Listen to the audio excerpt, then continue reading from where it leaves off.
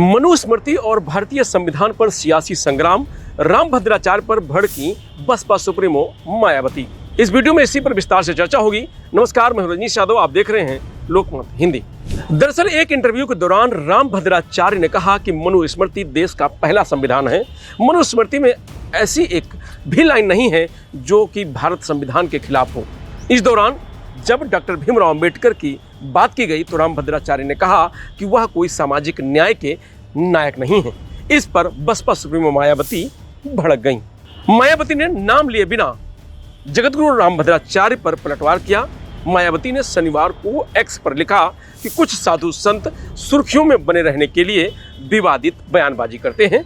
उन्हें संविधान में डॉक्टर अंबेडकर के योगदान की जानकारी नहीं है, इसलिए गलत बोलने की बजाय चुप रहें तो अच्छा रहेगा। मायावती ने यह भी कहा कि बाबा साहेब के अनुयायी मनुस्मृति का विरोध क्यों करते हैं, उसे भी अपनी जातिवादी भावना को त्याग करके समझना चाहिए। इस मामले में कोई भी टीका टिप्पणी करने वाले साधु संत इनके विद्वता के मामले में कुछ भी नहीं है। ऐसे में कुछ कहने से पहले इनको जरूर बचना चाहिए, यही नेक सलाह है। दरअसल रामभद्राचार्य ने एक इंटरव्यू में कहा था कि मनुस्मृति भारत का प्रथम संविधान है। मनुस्मृति में एक भी ऐसा वाक्य नहीं है जो संविधान के खिलाफ है। अंबेडकर संस्कृत को जानते तो मनुस्मृति का विरोध नहीं करते।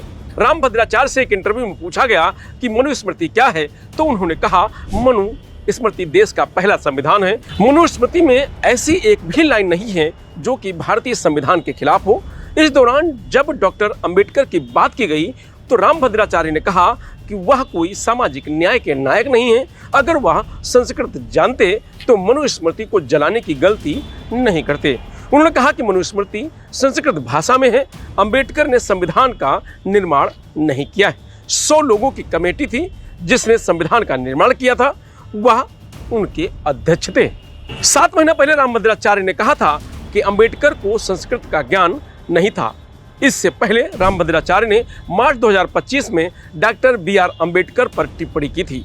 चित्रकूट के दिव्यांग राज्य विश्वविद्यालय में आयोजित भारतीय न्याय संहिता 2023 पर एक संगोष्ठी के दौरान उन्होंने कहा था कि डॉक्टर अंबेडकर को संस्कृत का ज्ञान नहीं था, इसलिए उन्होंने मनुस्मृति को जलाया। यदि उन्हें संस्कृत आती होती तो वे ऐसा नहीं करते। मनुस्मृति की आलोचना की शुरुआत मायावती ने की थी, जो उसके वास्तविक सामग्री से अनभिज्ञ थी। सपा प्रमुख ने मनु महाराज को लेकर कहा था कि यह हजारों साल पुरानी लड़ाई है। एक कोई मनु महाराज आए थे जिन्होंने गड़बड़ कर दी, जिनकी वजह से हम लोग बट गए। इस पर प्रतिक्रिया देते हुए रामभद्राचार्य ने कहा था कि अखिलेश यादव को संस्कृत का एक भी अक्षर का ज्ञान नहीं है। उन्हें संस्कृत आती तो मनु महाराज पर उल्टा सीधा कमेंट नहीं करते। मनुस्मृति में कुल 12 अध्याय हैं, जिनमें 2684 श्लोक हैं। कुछ संस्करणों में श्लोक की संख्या 2964 है। यह हिंदुओं को धर्म और उनके कर्तव्यों के बारे में बताते हैं। मनुस्मृति में किसी का वर्ण तय करने के लिए उसके कामकाज, हुनर और योग्यता को आधार बनाया गया, न कि जन्म को। इसमें जातियों और जीवन के अलग अलग हालातों में सामाजिक दायित्व और कर्तव्य की जानकारी दी गई है। साथ ही अलग अलग जातियों के पुरुष और महिला से जुड़े पर्सनल और प्रोफेशनल नियम कायदे बताए गए हैं। बता दें कि समाज सुधारक और संविधान निर्माता डॉक्टर भीमराव अंबेडकर मनुस्मृति की मुखालफत करते थे। 25 दिसंबर 1927 को महाराष्ट्र के कोलाबा जिले अब रायगढ़ के महाड़ में उन्होंने सार्वजनिक तौर पर मनुस्मृति को जलाया था। ऐसा कर अंबेडकर ने जातिवाद और सामाजिक भेदभाव का विरोध किया था।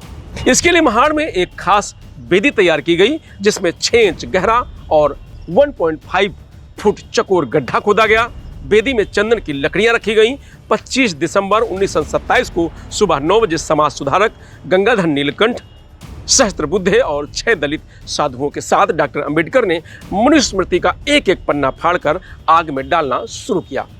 उस वक्त इस घटना का पूरे देश में विरोध हुआ, लेकिन आज भी 94 साल बाद इस घटना की याद में मनुस्मृति दहन दिवस मनाया जाता है। फिलहाल इस खबर में इतना ही। आप देखते रहिए लोकमत हिंदी।